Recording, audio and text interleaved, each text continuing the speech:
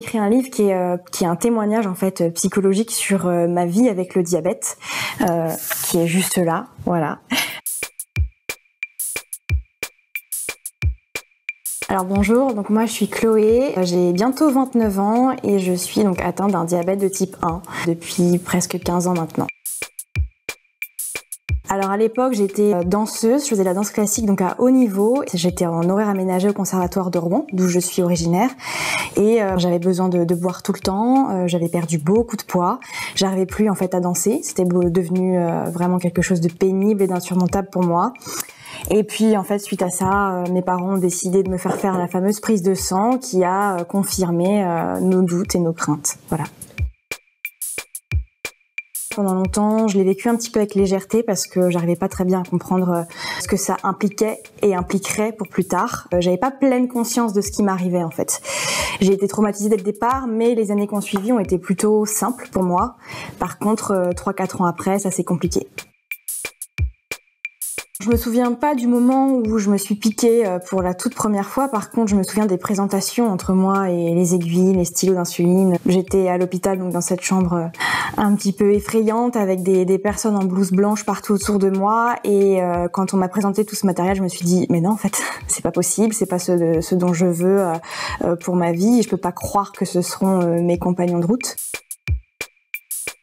J'ai fini par comprendre que en fait c'était pas vraiment une histoire de choix, que j'allais devoir faire un compromis et que finalement j'allais devoir intégrer tous ces nouveaux dispositifs à mon quotidien puisque c'était ceux-là même qui allaient me permettre de rester en vie tout simplement. Donc au fil du temps, petit à petit, à mesure que le traitement s'est mis en place et a commencé à fonctionner, je me suis fait une raison et j'ai accepté de m'en servir en fait plusieurs fois par jour. Effectivement, j'ai écrit un livre qui est un témoignage en fait psychologique sur ma vie avec le diabète, qui est juste là, voilà. Il est sorti en fait l'année dernière au mois de novembre. Pourquoi l'avoir écrit? Tout simplement parce qu'en fait, moi j'ai vécu une relation très très conflictuelle avec mon diabète entre mes 19 ans et mes 23 ans à peu près. Je me suis sentie très très seule et incomprise et en fait j'aurais rêvé d'avoir un livre de ce type-là à l'époque pour me sortir justement de cet enfer. Et voilà, c'est un message de résilience et que j'écris en toute humilité et qui j'espère fera écho en d'autres personnes par rapport à ça. Mon livre s'appelle 1,12 g par litre, qui pour moi représente justement cette normalité, ce taux tout à fait lambda, qui pour les autres est totalement insignifiant, mais qui finalement pour nous peut représenter un objectif, du moins pour moi ça l'est. Et le sous-titre donc c'est Ma vie avec le diabète, puisque évidemment ça parle de moi. Il n'y a pas de dimension scientifique, biologique, médicale significative dans ce livre-là. C'est moi, mon cœur, mon histoire et ce que j'en ai tiré du coup. Moi, j'aimerais bien m'investir dans la sphère diabète et pourquoi pas, à très court terme, créer un collectif de filles parisiennes et commencer à organiser des événements en fait sur la capitale.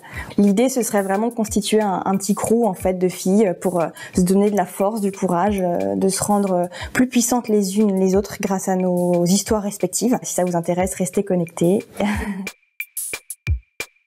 J'ai juste envie de dire que je suis hyper reconnaissante envers toutes ces têtes pensantes qui nous pondent des trucs hyper novateurs, hyper techniques. Par contre, effectivement, ça a des avantages et des inconvénients parce que la technologie n'est pas toujours hyper fiable et ça peut être traumatisant. Moi, ce que j'envisage pour l'avenir, enfin ce que j'imagine, ce serait dans tous les cas un système en boucle fermée parce que je pense que c'est incontournable et c'est ce qui va nous alléger de cette charge mentale qui est extrêmement lourde à porter au quotidien. Et ensuite, avoir des devices qui soient les plus petits, les plus discrets possibles, les moins sonores aussi parce que tout ce qui constitue les alertes, ça peut être très gênant au quotidien et qui surtout soit vraiment à la pointe de la technologie et qui soit fiable. En fait, on veut de la fiabilité vraiment. Il y a énormément de force qui ressort de tout ça. Il faut pas croire que ce soit une faiblesse, c'est au contraire une force. On apprend à se connaître à travers le diabète, on apprend plein de choses sur soi. Il faut surtout jamais oublier de vivre sa vie. Le diabète doit venir en deuxième et doit toujours être pris en considération dans nos choix de vie. N'oubliez pas d'abord d'être vivant avant d'être malade et c'est là-dessus que je clôture mon livre et vraiment je le porte haut et fort ce message.